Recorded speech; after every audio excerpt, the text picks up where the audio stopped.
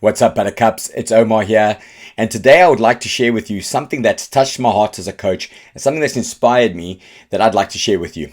So I was watching All or Nothing Arsenal. Now, All or Nothing is a show on Amazon Prime, which takes you through the behind the scenes of any pro team. They've done Dallas Cowboys, they've done the All Blacks, and now they've done Arsenal. And what they do is they go behind the scenes and show you everything they've gone through in the season retrospectively. So last season, they did Arsenal, and it just came through.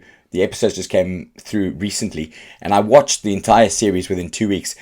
And something that was so profound for me was the skillfulness and the artfulness of Mikel Arteta, the head coach of Arsenal.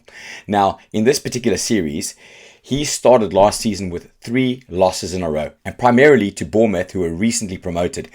They lost at home to Bournemouth, which is an absolute disaster for a team of the magnitude of Arsenal. You can imagine, you want to set your season alight by drilling a new team that's promoted. Instead, they beat you. And he went on a 3-game losing streak where they literally were baying for his blood, baying for him to get out. And what he did on the eve of the 4th game, he got together. It was a derby with Tottenham, and that's one of their biggest rivals. And he sat down and he drew up on a board what his emotions were and what he was feeling and how he was going to direct the team going forward, especially in this next game. What he did in this period was exemplary. What he basically did was he reframed using vulnerability, self-awareness, and the underlying principle of high performance and getting results. Now I'm going to take you through what he did, and for me, what were highlights of the powerful way which he turned that season around. I think eventually they went on a 6-game winning streak, then I lost a few games, and they went on a 7-8 game winning streak. They ended up finishing 5th. A far cry from how they were bottom of the table after 3 games in a row in the first 3 games. For me, the artfulness of coaching is something to behold. When somebody has got emotional intelligence, tactics, technical ability, the ability to connect, but the ability to have lucidity and control the situation with process, that is so powerful. So let's have a look. I'm going to take you through some key moments for me in this speech where he actually turned his team around because he had the art and the science of coaching, and he's a complete natural. Let's give it a look. In many industries, they are high performance teams. And these high performance teams are called like this because they all have something in common, because they get results. First, he stresses a high performance team is a team that gets results. So he's drawing the parallel between his team and other teams who get results, but he's highlighting results. When I was born with a big heart disease. And for 2 years, they had to try to save my life till I had the opportunity to have the first open surgery in Spain. There he shares an intimate detail of his life, that he was born with a heart defect. So he shares vulnerability, which gets their attention, and he shows complete openness. That is huge. So a high performance team is not a football team, a basketball team. For example, it can be an emergency team, is the one that they work, for example, in hospitals. So these teams have to be surrounded by people and they are very special. They're willing to work 24/7. He straight away highlights another part of his theme. A high-performance team gets results, but these people are people willing to do anything, and they usually are special. Only for one reason, because they love what they do. Nothing else. That's the drive, that's the purpose.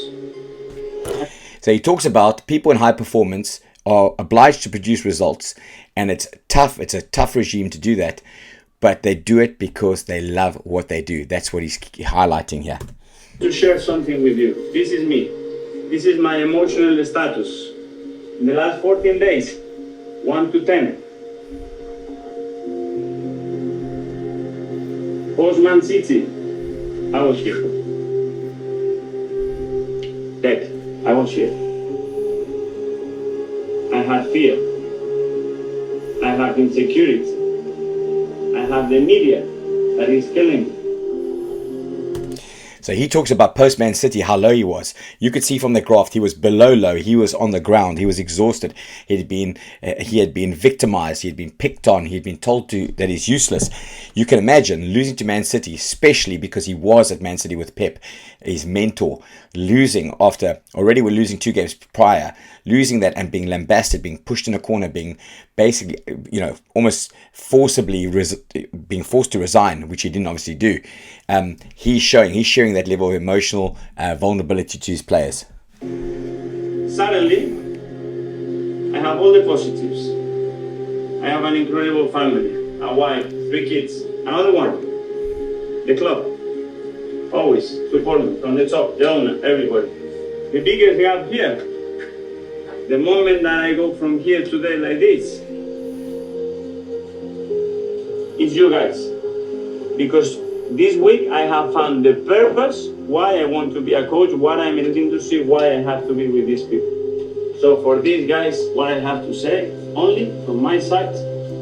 So before he continues, what he talks about is he then went from feeling absolutely as low as he could feel to counting his blessings and saying he's grateful for his family and his 3 kids, grateful for a club that stays by his side. And what I love is he uses that board. If you look at the bottom left, he was talking about cohesion and other principles, which he didn't mention in this particular video. They didn't show that part. But he uses the board to exercise control and have process and get the message across clearly. And then he talks about the third cog in the wheel is actually the players who he strives to impress and give everything he can to, and that they are on his energy eventually, inevitably. Thank you so much to all of you, because you made, in a difficult moment, the best week of my... So he said in a difficult moment where things were so tough, he could rely on his family, the club to support him, but the players to pull together and to be his shining light. Now look at that board where he's drawn up those basic visuals, but using such a powerful message. So he's gone, self-awareness, I was low. Self-awareness, I found the positives. Self-awareness, I know who supports me and cares about me. Self-awareness, I know this is temporary and will pass. And then the art of coaching reframes. He reframes everything from being low to bringing up the positives, to drawing the parallels to how he gets back up there. I mean, drawing the parallel between high performance teams and explaining to the boys that high performance teams are people who are special, who are results driven, who do whatever it takes is important. And he outlined that brilliantly, especially starting off with that speech. Believe in yourself. I do. You are really good. The last thing I want to do, me as a coach, is blame any of you in difficult moments. My responsibility, I take the shit. Let's go. So brilliant ending there. So he talks about accountability there. He says, the last thing I want to do is blame any of you for where you're at. So he takes ownership, accountability. And he says, I believe in you. So he transfers all that confidence back to them and says, we are prepared. Let's go out and do this. And then they clap. Something he does a lot is clap, uses hand motions, and is very, very animated to create connection to his players. And I think he's a very well-rounded coach because obviously technically, tactically, he's very sound. But where he's really good is he creates purpose in the players and he brings back a message. Every single time he sends out a message, he brings the message back together. And to create this reframe, to show vulnerability, self-awareness, reframe, and talk about performance and results and actually finish with a speech of that magnitude, I think he's an excellent coach.